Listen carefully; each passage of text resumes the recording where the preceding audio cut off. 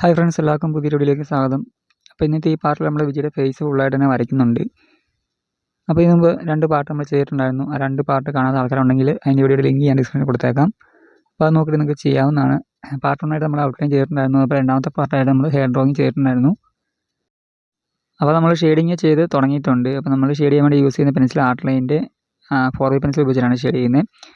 അപ്പോൾ നമുക്ക് ഇതിൻ്റെ അകത്ത് മെയിനായിട്ട് ഞാനിപ്പോൾ ചെയ്യുന്ന ഈ ചെവിയുടെ ഈ ഭാഗത്ത് കുറച്ചൊരു ഡാർക്ക് ഷെയ്ഡ് വരുന്നുണ്ട്. അതുപോലെ മൂക്കിൻ്റെ ആ ഒരു ഭാഗത്തും അതുപോലെ നെറ്റിയുടെ ആ ഒരു ഭാഗത്തൊക്കെ കുറച്ച് ഷെയ്ഡിങ് വരുന്നുണ്ട്. അപ്പം അതൊക്കെ ഷാഡോസ് വരുന്ന ഭാഗങ്ങളാണ്. അപ്പം അതിൻ്റെ ആ ഒരു ഷെയ്ഡിങ്ങാണ് അവിടെ നമുക്ക് ചെയ്യേണ്ടത്. കുറച്ച് ഡാർക്ക് ഷെയ്ഡാണ് അവിടെ വരുന്നത്.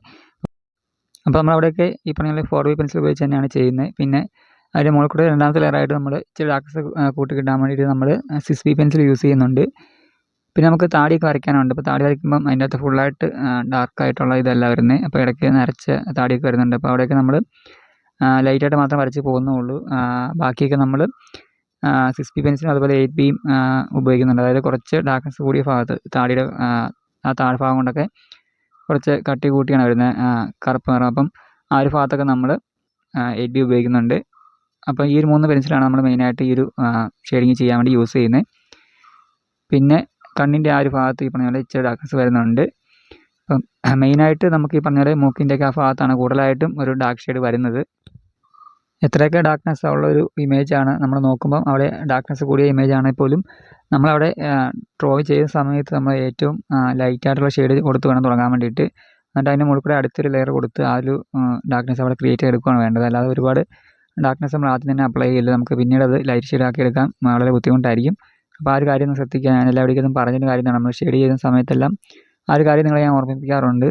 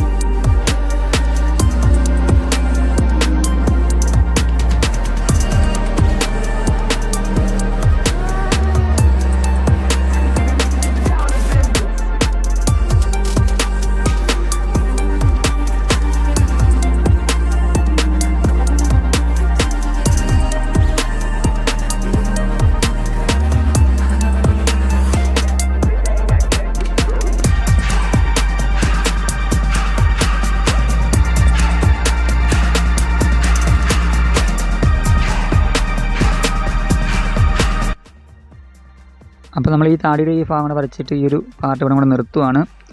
അപ്പം ഈ ഒരു വീഡിയോ ഇഷ്ടമായി തീർച്ചയായും ലൈക്ക് ചെയ്യുക. അപ്പോൾ നിങ്ങളിന്ന് ട്രൈ ചെയ്ത് നോക്കാൻ നിങ്ങൾക്ക് ഈസി ആയിട്ട് വരച്ചെടുക്കാവുന്നേ ഉള്ളൂ. എന്തെങ്കിലും സംശയം ഉണ്ടെങ്കിൽ കമൻറ്റായിട്ട് മെസ്സേജ് തന്നെ ചോദിക്കാവുന്നതാണ്, ഞാൻ നിങ്ങൾക്ക് റിപ്ലൈ ചെയ്യുന്നതായിരിക്കും. പിന്നെ ഡ്രോയിങ് പഠിക്കാൻ താല്പര്യമുള്ള ആൾക്കാർക്ക് നമ്മുടെ ചാനലൊന്ന് സബ്സ്ക്രൈബ് ചെയ്തേക്കാം. നിങ്ങൾക്ക് യൂസ് ആകുന്ന ഒരുപാട് ഡ്രോയിങ് വീഡിയോസ് നമ്മുടെ ചാനലിൽ അപ്ലോഡ് ചെയ്യുന്നതായിരിക്കും. അപ്പോൾ അതൊക്കെ നാട്ടിൽ നിങ്ങൾ പ്രാക്ടീസ് ചെയ്താൽ മതി, നിങ്ങൾക്ക് ഈസി ആയിട്ട് ഇപ്പോൾ ഡ്രോയിങ് പഠിക്കാവുന്നേ ഉള്ളൂ. അതുപോലെ തന്നെ നിങ്ങളുടെ ഫ്രണ്ട്സൊക്കെ ഉണ്ടെങ്കിൽ ഡ്രോയിങ്ങിനോട് ഇൻട്രസ്റ്റ് ഉള്ള ഫ്രണ്ട്സൊക്കെ ഉണ്ടെങ്കിൽ അവരിലേക്ക് വീഡിയോ ഒന്ന് ഷെയർ ചെയ്ത് സപ്പോർട്ട് ചെയ്യുക.